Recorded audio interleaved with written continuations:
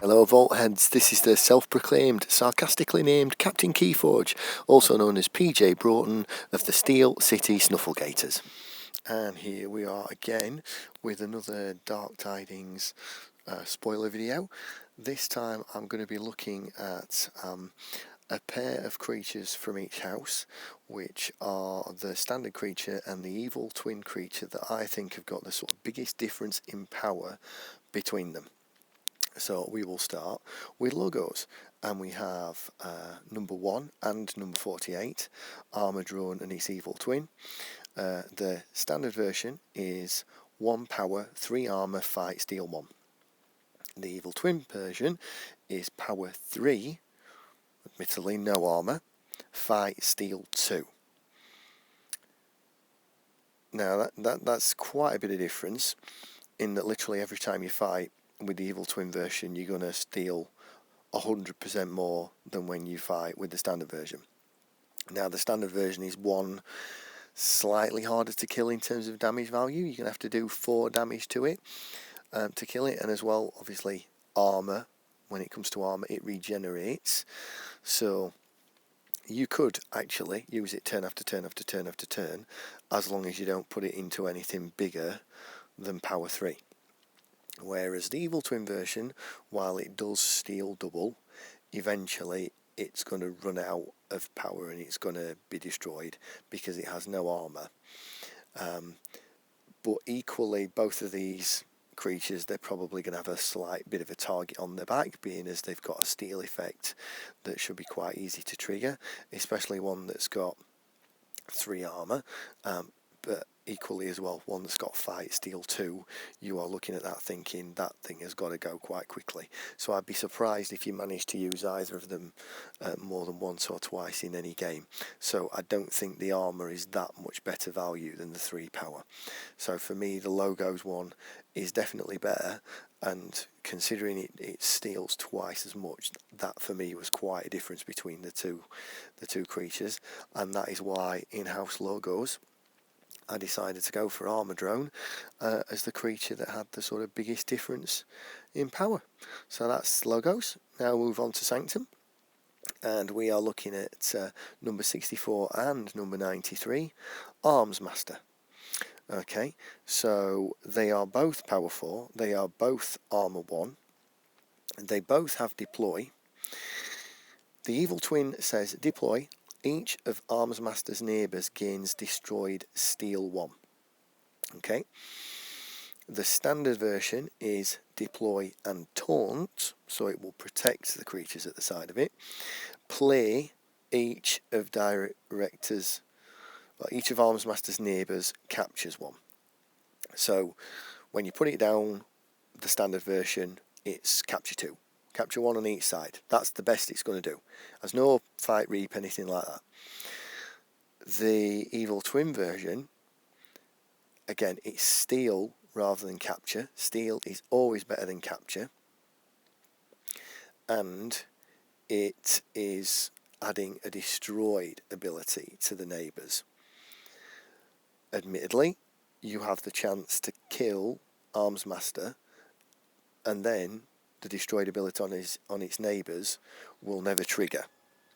But obviously, if you actually destroy them yourself, if you fight those creatures into the enemy, or if you hit them with something of your own, they will trigger. So to me, yeah, the standard one is not bad, and it is pretty much consistently going to capture 2. Most of the time when you play it, you are going to play it with 2 creatures on the board, so it should result in capturing 2. Whereas the evil twin is not going to be as consistent in terms of the destroyed steal, because they've got the chance to take it out, but I just think the fact that it's a steal rather than a capture makes it better. That's going to bring me on to the Serene Creatures, and I have gone for number 126 and number 137, which is Eclectic Ambrosius. They are both power 4 creatures, and the evil twin says reap, put an ignorance counter on an enemy creature. As long as that creature has an ignorance counter, its text box is considered blank except for traits. Okay, so something like Bacillus, if you put an ignorance counter on it, every time they reap or fight with it, they don't get to do all the additional stuff that comes with Bacillus. Anything that has a destroyed ability like Bren the Fanatic, put one of these counters on it, it's no longer going to steal 3 when it dies. So that is a fun ability. Now the non-Evil Twin one, at the end of your turn, put a knowledge counter on Eclectic Ambrosius. Action, remove 3 knowledge counters from Eclectic Ambrosius. If you do, gain 6 amber. That is a fun card, and if you can get it to work, it's going to be amazing. Action, gain 6. But how often are you going to get it to work? Okay, so you've got to play it. It doesn't come in ready. I mean, people complain about Redacted, which you have to put into play and call logos 4 times. This thing, you're going to have to put it into play. It's going to have to stay alive for 3 turns, the turn you play it, and then another 2 turns. Then you're going to have to call Saurian and action it. I just don't see it being alive long enough for you to actually ever gain the 6. So I think it's a bit of a nothing card, really. I think it's a false friend, it's not going to work. Whereas the Evil Twin is good. I think it's going to work. I really like it. I think it's better. And I think it's much more powerful. So that's why I went for those 2 in Saurian. So then I've come on to Shadows. And we have Sea Urchins in Shadows. Okay, so they are both 1 power creatures, and they both have no armour at all. Okay, they are number 190 and number 239 respectively. And the Evil Twin, play, capture 2. If the tide is high, steal 2 instead. Okay, and then the standard version, play, capture 1.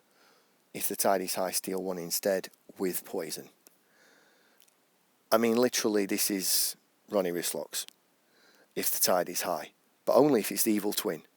I mean, literally, the normal one, it's alright, yeah, it's got poison, but, oh yeah, poison or steal another one. I wonder which I'd have, which I'd prefer to have. And again, with power 1, how often are you going to fight it into something and it actually kill it? And it's got no armour, so you're only going to fight it into something once. Again, with the exception of its playability, this is a bit of a nothing card. It's a good card. I'd always be happy to see the Sea Urchins in my deck, especially if it was an Evil Twin deck and it was the Evil Twin Sea Urchins, which steal 2 if the tide is high.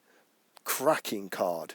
But you compare the 2 and it's like the standard is rubbish compared to the Evil Twin. Steal 1 compared to Steal 2, just because I got the normal deck compared to the Evil Twin deck, you're going to be really disappointed that you've got the standard one, knowing someone out there's maybe got 3 Evil Twin Sea Urchins and you've got 3 standard Sea Urchins. So for these 2, for me, they're chalk and cheese. The Evil Twin is so much better than the standard one, just for being 2, Steal 2. Twice the power, twice the card, and that's why I've gone for that. Then I'll come on to the Star Alliance. I've gone for card 247 and 299, Operative Espion. Okay, they are both creatures. They are both 4 power, 0 armour. Okay, they are both elusive. The Evil Twin version says, after a player raises the tide, during their turn, they may deal 3 damage to a creature. Okay. The standard one says, after a player raises the tide during their turn, they may use a creature they control. Okay. I think these are both good, but I actually think the standard one's better. Dealing 3 to a creature. I mean, you're going to be careful who you target. And in most games, most likelihood you're going to target something that you destroy, which is good. But it basically may as well say destroy a creature of power 3 or lower. Because if you're not destroying the creature, it's not actually that useful. We all know that dealing damage where you don't kill the creatures you're trying to get rid of is nowhere near as good as destroy a creature. If somebody gave you a card, deal 2 more damage to any creature or destroy any creature, which would you take? I'm sure you'd take the destroy any creature over deal 2 damage to any creature. I certainly would. But the other one, you may use a creature. It's really good, that. It's house cheating. You could use a creature out of house. You could use a creature out of house that allows you to trigger something else somewhere else. Admittedly, it's a dual effect. It works for both players, but I think it's really good. I really like it, and I think it's much better than the Evil Twin one. So this one, I'm saying the standard version is better, and out of all the cards, I thought these two had the biggest gap. Then we come on to Unfathomable. This is going to be no surprise to anybody, is it? Because we've already seen that I thought one of the Evil Twin creature cards in Unfathomable was the worst card in the set, and here it is again. So they are card 309 and 341, Kaup. They are both creatures. The Evil Twin version is power 7, which is quite handy. Power 7. It has 0 armor. It says you cannot play more than 1 card of each card type each turn. Fight or reap ability, you may discard any number of cards from your hand to deal 2 damage to an enemy creature for each card discarded this way. And I think that sucks. I mean, someone said to me, yeah, but you could have all 4 cards. Really? Really? How many decks are evenly distributed? 9 creatures, 9 artifacts, 9 upgrades and 9 actions. Really? How many times do you think this is going to be in play and you're going to play 4 cards? Most decks are predominantly actions and creatures, so, with like 1 or 2 upgrades. To me, it's going to stop you playing cards. You're going to be lucky to play 1 or 2 cards. Equally, the whole discard a card and deal 2 damage, that's rubbish. 25% of the creatures in this set that's going to kill 2 damage. 25%. There's about 50 that will kill. The rest of them are going to survive. So you're discarding a card to do nothing to a creature, to leave it alive.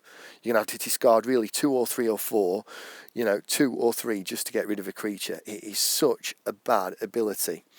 Whereas the flip side of it, your opponent can only play 1 card of each type on their turn. It's 2 power, it's not elusive, so it's going to be a lot easier to get rid of. But yeah, your opponent can only play 1 card of each type. And as I say, last time I checked, decks don't come 9 creatures, 9 artifacts, 9 actions, and 9 upgrades, do they? So, realistically, how often are they going to have 1 card of each type in the hand that all happen to coincidentally be from the same house? Very blooming rarely. I think the average cards you're going to get down when this card is in play is probably around about 2. So, again, Evil Twin version, absolutely rubbish. Worst card in the set. Really dislike it. The standard version, banger of a card, really good, great card. Would always be happy to get it. And yeah, it's nice to see that some of the standard cards are so much better than the Evil Twins. I think they're trying to make up for things like the Sea Urchins, where the Evil Twin is much better.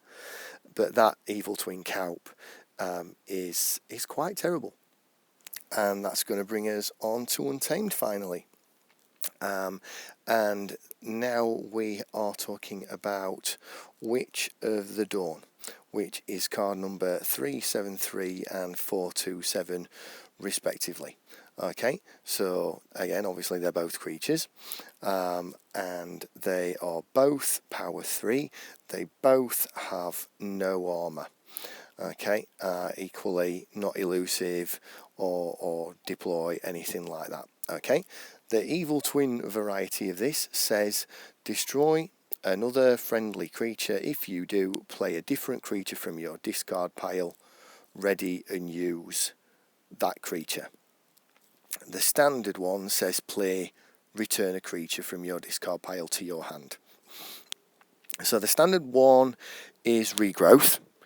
Return a friendly creature from your discard pile to your hand. I mean, obviously, if you do it with an untamed creature, you can play it again.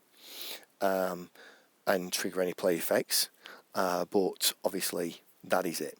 And if you return a card that's not in House Untamed, you can't use it. The other one is Exhume on Crack. You have to destroy your own creature to do it, but if you do, play a different creature from your discard pile from any house, and it's not put it into play, it's play it, meaning you trigger the playability. Ready and use that creature. So you think about the Star Alliance creatures that are play, fight, reap, or play and reap. I mean, you could put something into play that has a play reap ability and trigger its playability and trigger its reap ability. It is a very, very, very good card. I mean, I think they're both really pretty good, to be fair. Play regrowth, but play destroy your creature and then exhume, and then after exhuming it, ready and use it. I mean, we've all seen Ronnie's exhumed and stuff like that. So good, such a good card. But to actually be able to have a card that's essentially exhume and use the card that you've just put into play, I really like them both. But the Evil Twin one, again, the fact that you actually get to ready and use it, to me, just makes it so much better. And I don't care about having to sacrifice one of my own creatures to do it. I just think it's a great card. So yeah, I think those are both good cards, but out of all the Untamed cards, those are the ones that for me seem to have the biggest difference. So what do you think of my choices? Which ones do you think I've got wrong? Which ones do you think I've got right? Which ones do you think I should have included? Again, not necessarily expecting to be right on all of these. I'd certainly probably going to be looking at revisiting them towards the end of the set and saying what I think I got wrong, what I think I got right. But as ever, you have the email, you have Twitter, you have the comment section. Please feel free to follow or subscribe. Thank you for staying with me all the way through another Captain's Commpod, and may the Forge be with you.